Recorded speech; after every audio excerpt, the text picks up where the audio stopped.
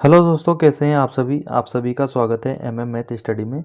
आज हमारा practice set number 47 है और इसमें हम मैथ के इम्पोर्टेंट सवाल देख रहे हैं जो कि आपके एसएससी, रेलवे, दिल्ली पुलिस या कोई सा भी गवर्नमेंट एग्जाम हो उन सभी के लिए बहुत ही महत्वपूर्ण होने वाले हैं।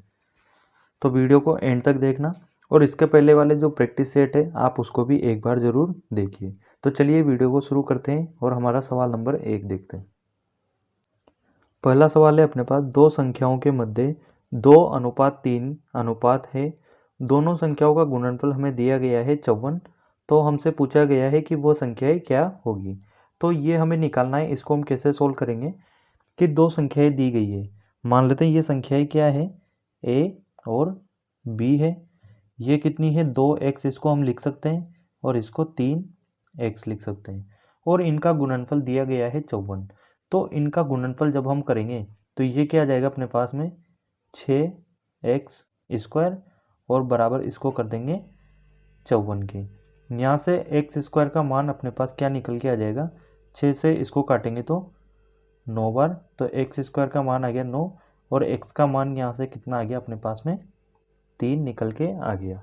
अब हम क्या करेंगे, हमसे क्या पूछा गया है, वो संख्याएं पूछी गई है। तो यहाँ पे हम देख रहे हैं कि वो संख्याएं क्या है, पहली तो 2x है और दूसरी 3x है। इसमें मान रख देंगे तो a क्या हो जाएगा, यहाँ से 2 और x की जगह हम x का मान रख देंगे 3। तो पहली संख्या कितनी हो गई 6।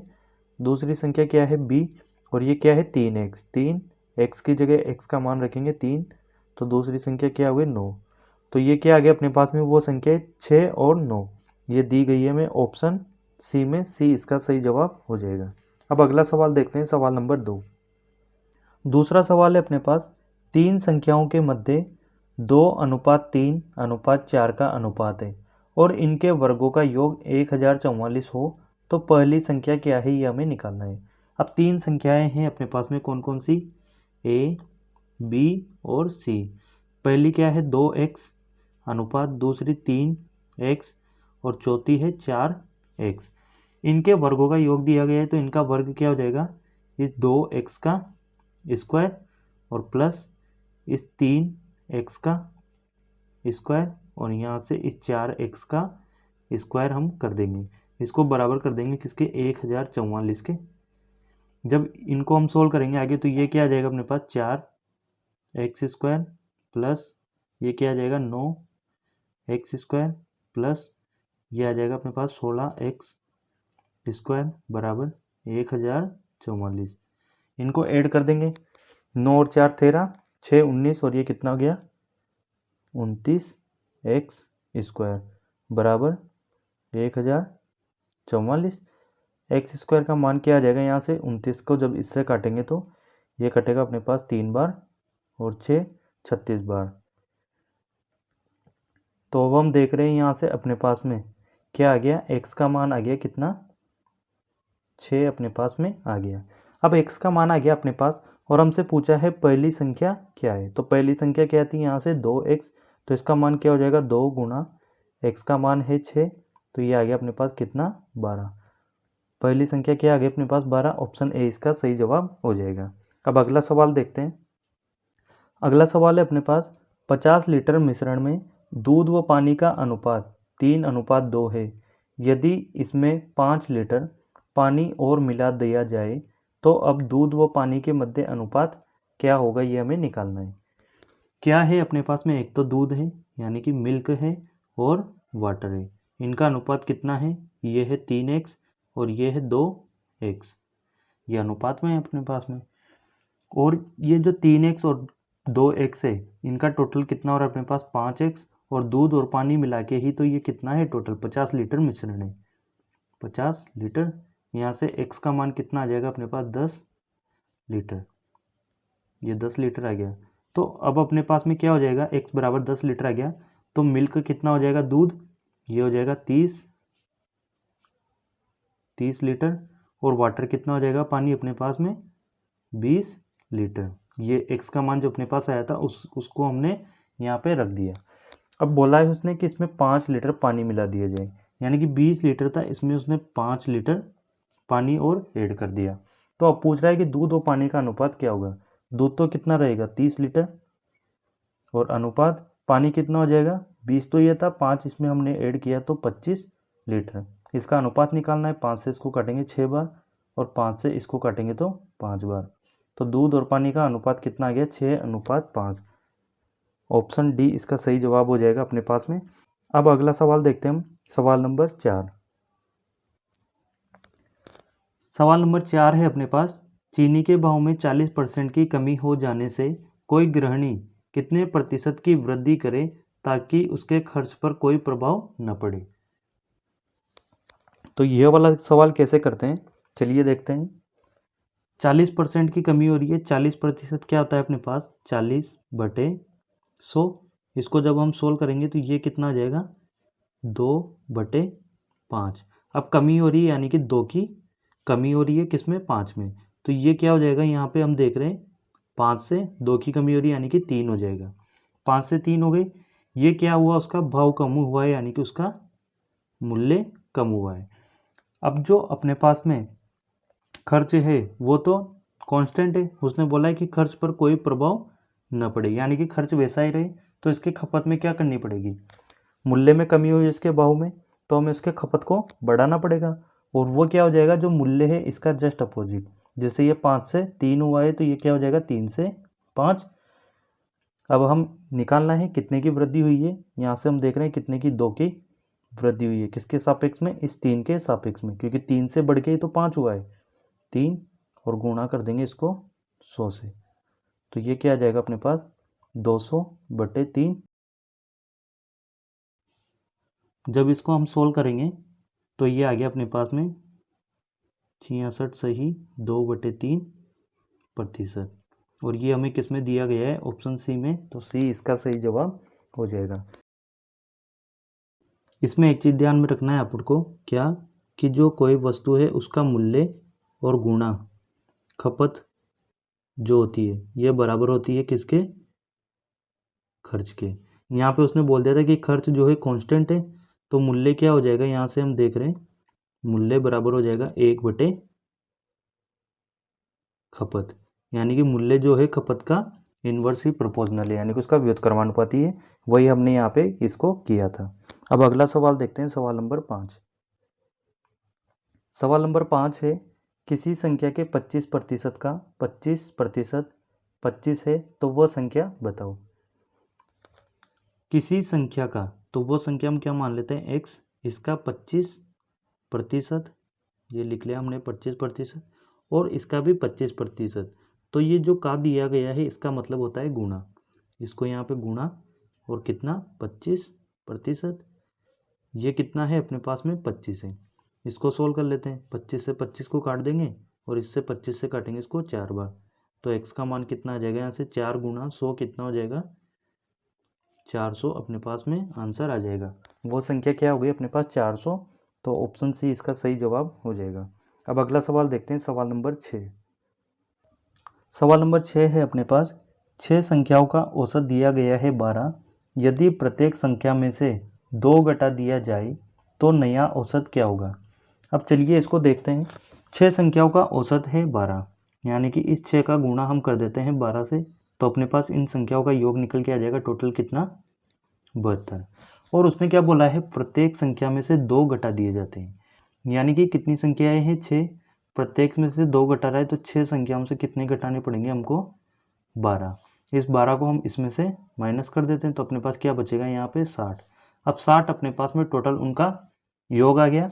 औसत हमें निकालना है, तो औसत क्या होता है कि जो ये संख्याओं का योग है इसमें भाग दे देते हैं संख्याओं का। संख्या कितनी है, 6 संख्याएं हैं, 6 का भाग दे देंगे तो अपने पास नया औसत कितना निकल के आ जाएगा, यहाँ से 10।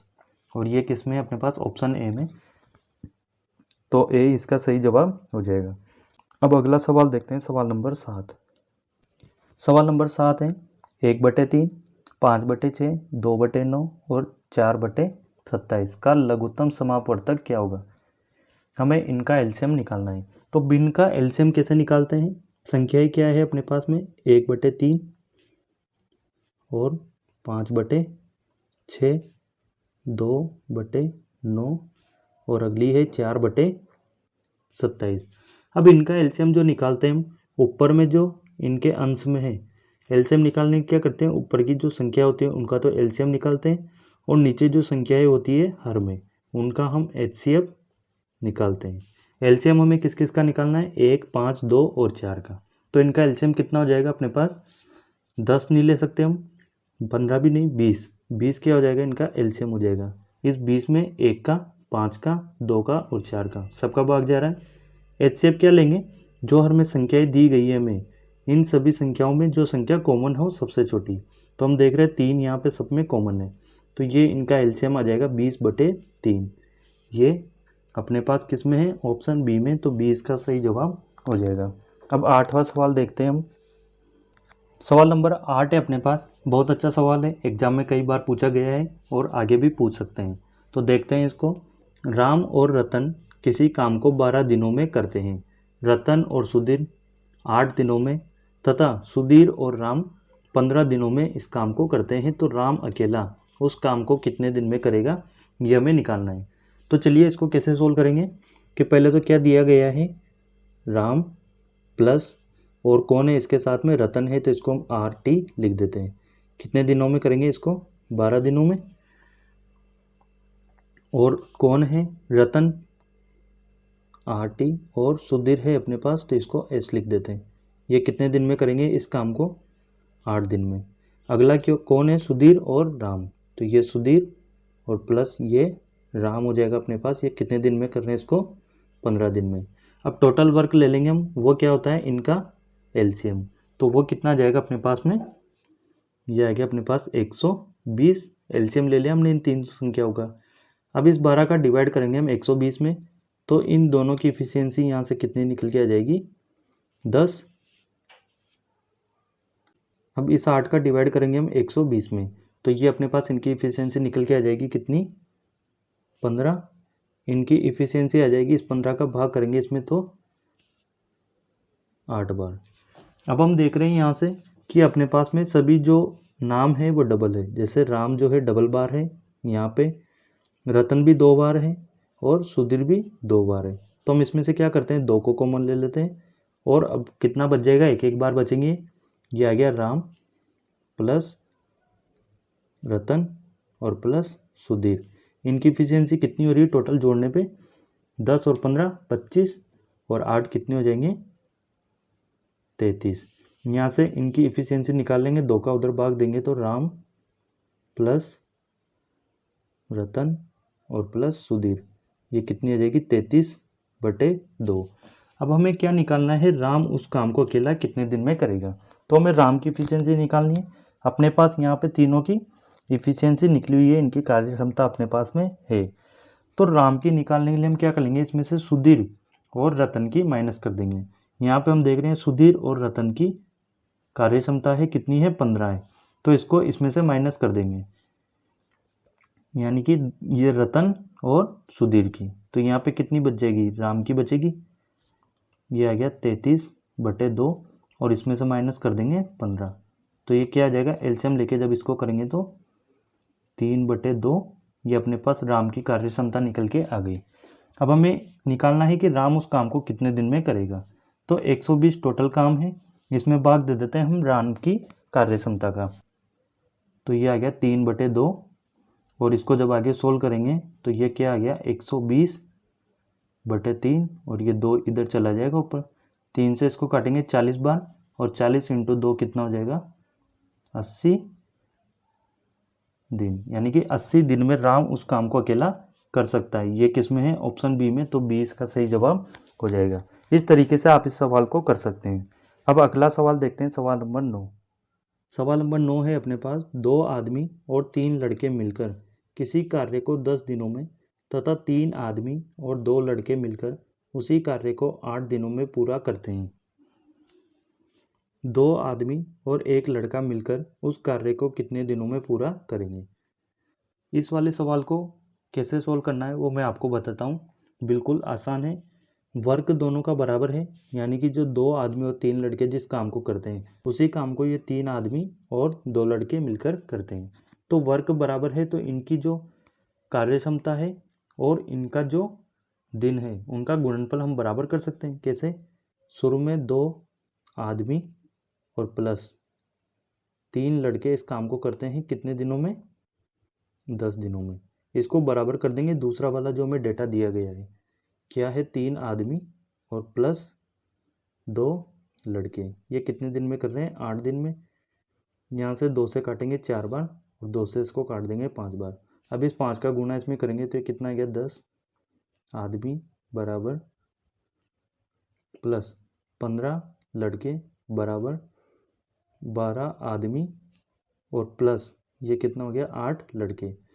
अब यहाँ से आदमी को एक तरफ और लड़कों को एक तरफ ले जाएंगे तो ये कितना हो गया? 2 आदमी बराबर 7 लड़के और आदमी और लड़कों का यहाँ से अनुपात कितना आ गया? 7/2। ये कैसे है अपने पास में? यहाँ से इस लड़के को इधर बटे में ले गए और जो 2 था इसको इधर 7 के बटे में लेके आ गए, तो ये आदमी और लड़कों का मान अपने पास आ गया। अब क्या करेंगे? ये जो मान आया है इसको या तो इस वाले मान में रख दो या फिर इसमें रख देंगे तो अपने पास टोटल वर्क निकल के आ जाएगा। तो हम क्या करते हैं? इस मान को इसमें रख देते हैं तो ये कितना आ जाएगा? 2 गुणा आदमी की जगह कितना मान रखेंगे? 7 यहाँ पे दिया गया है और प्लस 3 लड़के की कितनी है कार्य क्षमता? 2 है तो यहाँ पे लिख देंगे और गुणा कितना टाइम लग रहा था इसको? 10 दिन। इसको सोल्व करेंगे तो ये कितना आ गया? 14 प्लस 6 और गुणा 10।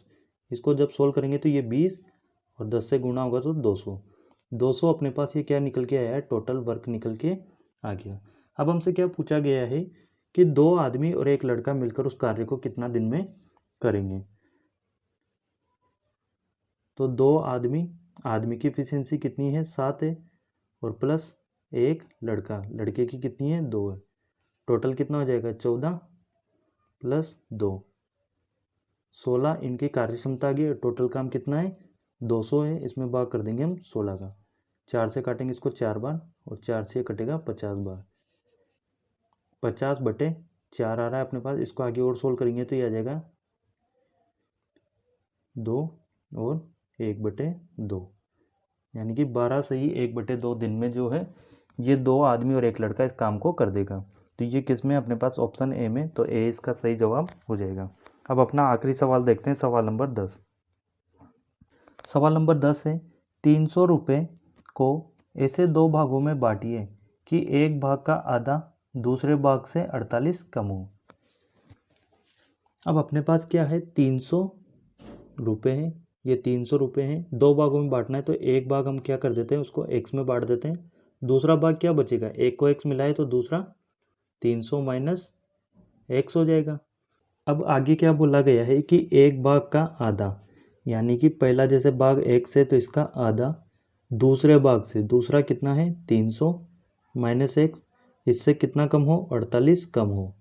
इसको सोल्व कर लेंगे तो x/2 बराबर 48 जाएगा 300 में से तो कितना बचेगा? 252 और ये कितना हो जाएगा? Minus x। अब इस 2 का गुणा कर देंगे इधर तो ये क्या आ जाएगा? x बराबर ये हो गया 4 और 10 504 माइनस 2x। इस 2x को इधर ले जाएंगे तो इधर कितना हो जाएगा अपने पास? 3x बराबर 504। x का मान कितना आ जाएगा? 3 का भाग दे देंगे तो 1 और 6 8 168 अपने पास में आ गया। ये अपने पास में x आया है, इसका मान आया है 168।